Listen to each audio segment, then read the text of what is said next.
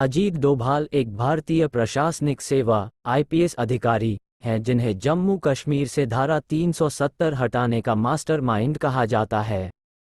अजीत डोभाल का जन्म उत्तराखंड के पौड़ी गढ़वाल के एक सैनिक ब्राह्मण परिवार में हुआ था। उनके पिता गुणानंद डोभाल भारतीय सेना में एक सैनिक थे।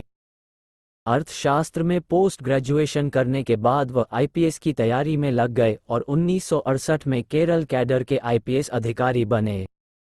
डोभाल जी ने मिजो नेशनल फ्रंट विद्रोह के दौरान लालडेंगा के 7 कमांडरों में से 6 पर जीत हासिल की थी, जिसका उद्देश्य मिजोस के लिए एक संप्रभु राज्य की स्थापना करना था।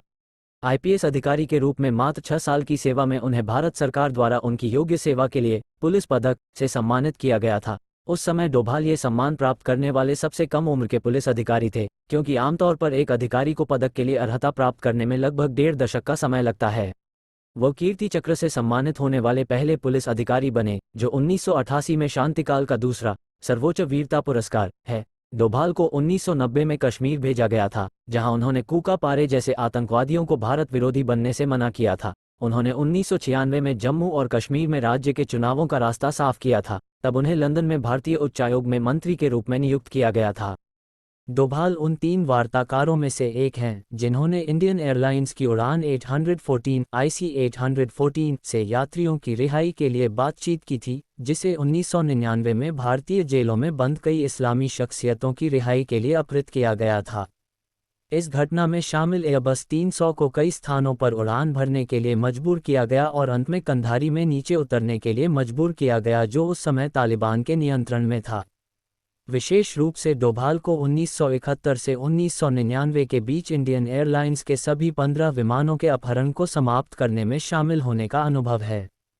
जनवरी 2005 में इंटेलिजेंस ब्यूरो के निदेशक के रूप में सेवानिवृत्त होने के बाद भी वह भारत की राष्ट्रीय सुरक्षा पर मौखिक आदान प्रदान में सक्रिय रूप से शामिल रहे। कुछ प्रसिद्ध समाचार पत्रों और पत्रिकाओं के लिए संपादकीय लिखने के अलावा उन्होंने कई प्रसिद्ध सरकारी और गैर सरकारी संस्थानों में राष्ट्रीय सुरक्षा पर कई व्याख्यान दिए।